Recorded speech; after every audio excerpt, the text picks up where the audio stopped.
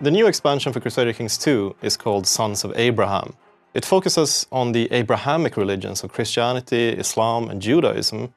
Christianity is going to receive the main attention, but we've also done stuff with Islam, and now you're going to actually be able to play as a Jewish character as well, one of the Khazars, for example. One of the main things we've done with the Christians is we've added the College of Cardinals. These are 9 special characters or priests that elect the Pope when the Holy Father has died. The cardinals are selected by the Pope from among the clergy of Europe, and this is done through a kind of a process where he likes certain factors about a priest or dislikes other factors. So virtuous characters and Italians and characters that the Pope likes for various reasons are likely to be selected as cardinals. And then when the Pope dies, the cardinals, the 9 cardinals, decide who will be the new Pope. Through this system, the player can indirectly make sure that one of the priests from his realm is elected Pope. And if you manage to get a Pope elected, he will owe you some favors. And you can call in these favors with the new papal powers that we've added to the game. You can request money from the papacy, you can request that the Pope calls a crusade against a certain target that you want to get rid of, or you can get one of your bishops nominated, or one of your courtiers nominated as a bishop in your realm, which could be a useful step to having one of your relatives become a pope, for example. Another thing we've done with the Christians is we've added 2 more Christian holy orders, the Knights of Calatrava and the Knights of Santiago. And we've also fleshed out the entire game around the holy orders, so that you can donate money to the holy orders for some piety.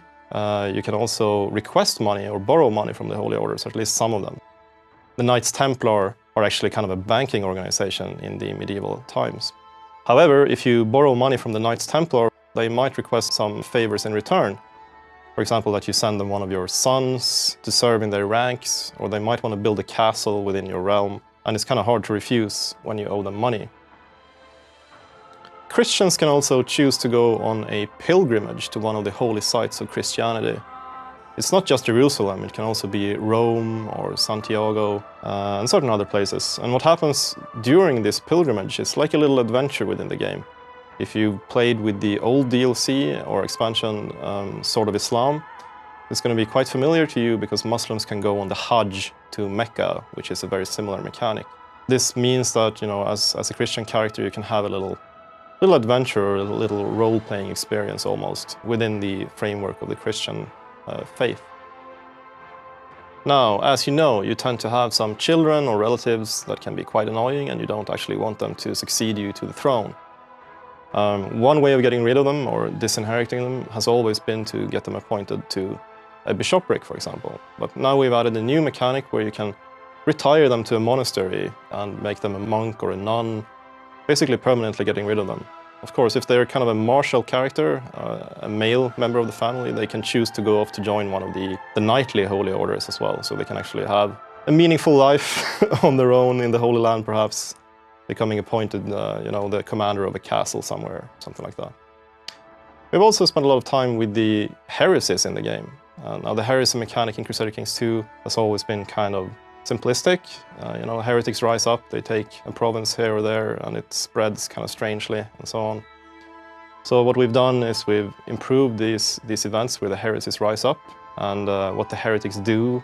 And actually, if a heresy becomes more powerful than the parent religion, the heresy can actually become the new orthodoxy.